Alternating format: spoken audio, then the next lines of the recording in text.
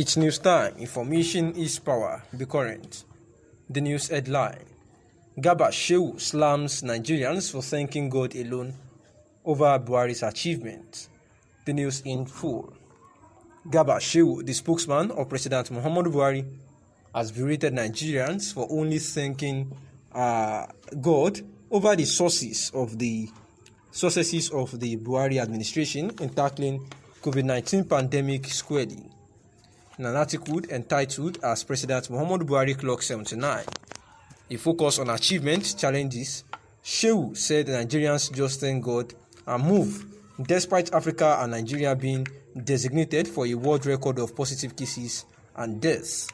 The presidential spokesman said that the pandemic has thrown the biggest challenge to Buhari administration, and for a country and a continent designated for a world record of positive cases and deaths, yet turning in the lowest in terms of numbers, the explanation our people give here is to thank God and then move on, Shehu said.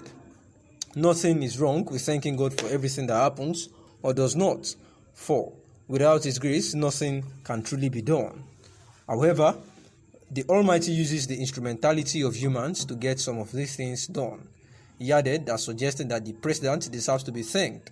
Garba Shehu said the Buhari-led government believes in science and in doctors in the country who have put in place an effective mechanism to check the spread of the pandemic. We are where we are today because this dedicated team has responded in the most capable manner any country could ever do. He gave the experts the latitude of freedom and resources to lead us out of the worst-case scenario using especially well-thought-out non-pharmaceutical protections, and these in the face of the denial of fair access to vaccines to us by those who make them have really done us wonder.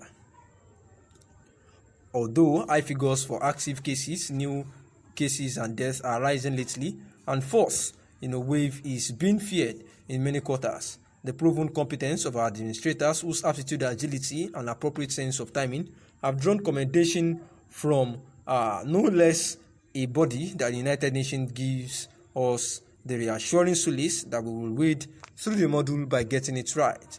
And therefore, Garba Shehu has said that it is hypocrisy, thanking God alone without appreciating the effort of the Buhari-led administration for putting in place all needed to ensure that the citizens of the country, are not, dying, with respect to the evil of this pandemic, saying that the effective mechanism was put in place to check the spread of the pandemic, and that is why the United Nations and even the international body have, commended the, positive cases and improvement of the country, and high figures, for active cases, new cases, and deaths that are rising, and Nigerians need to, gain the appropriate sense of appreciation to President Muhammadu Buhari. And this was as they wondered why the ex-Nigerian leader, Pan-Africanist and personality of global repute, will contemplate such a mood at a time when all men and women are of good conscience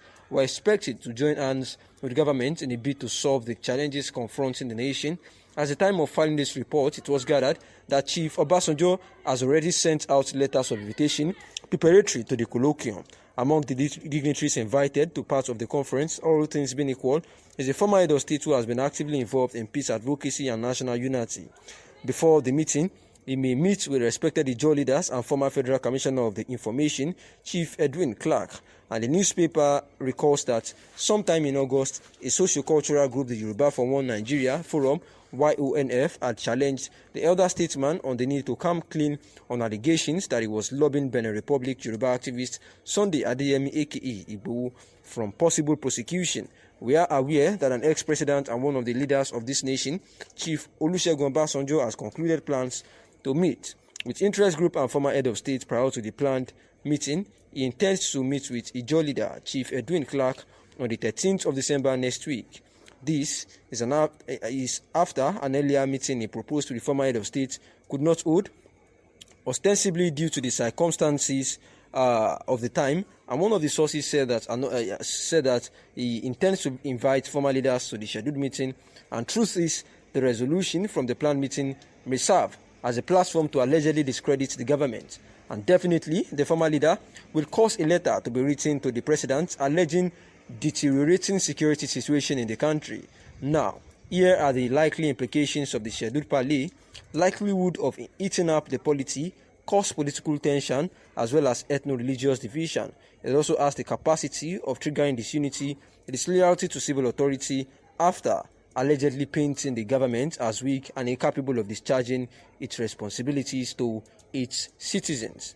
And therefore, ultimately, this may lead to civil disobedience and the resultant effect of which remains unpredictable. If history is anything to rely on, you may please recall that the respected elder statesman is given to written open letters to leaders, especially towards the end of their tenures, preparatory to crucial elections. And these are the proposed assumptions about the meeting being planned, amidst these stakeholders. Also, we know that President Muhammadu Buhari, at the time, reviewed the sponsors of Nnamdi Kanu and Sunday Igboho, particularly saying that they were part of those at the aims of the affairs of the nation, where in his Independence Day speech on a Friday, he revealed that investigations into the activities of both Mazen Nnamdi Kanu and Sunday Adeyemo Igboho were still being investigated, and it has yielded a lot of information. We know that Sunday Adeyemo, aka Igboho, is still at the detention of the DSS, is still at the detention of the Benin Republic, officials who are yet to, release him. And Mazen Nnamdi Kanu still at the DSS facility, awaiting further charges, although they had given him audience for comfortability, of which the DSS are still floating.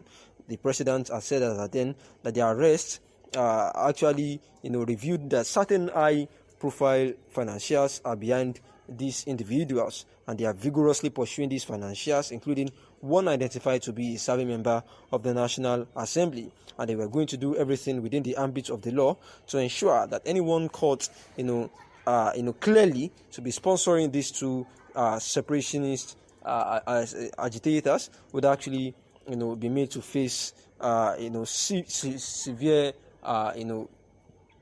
prosecution in the ambit of the law. We know that Sunday Adeyemo is actually a Yoruba Nation agitator who has been agitating for the Yoruba Nation to take hold and break away from Nigeria, insisting that the Yoruba Nation had actually been marginalized, and there was need for the federal government to allow them, stay on their own. Likewise, in the same vein, Nnamdi Kanu, who is actually agitating for the indigenous people of Biafra nation, saying that they are also, being marginalized, and the country do not, support or assures them of a brighter future, and therefore they want to go on their own, as agitating for the federal government to allow a referendum and put into vote those who want to stay, with Nigeria, and those who want to break away once and for all, instead of forcing the unity of Nigeria on them. And therefore they had been arrested, and the next thing to do with them is what we are yet to unveil. For now, thanks for listening.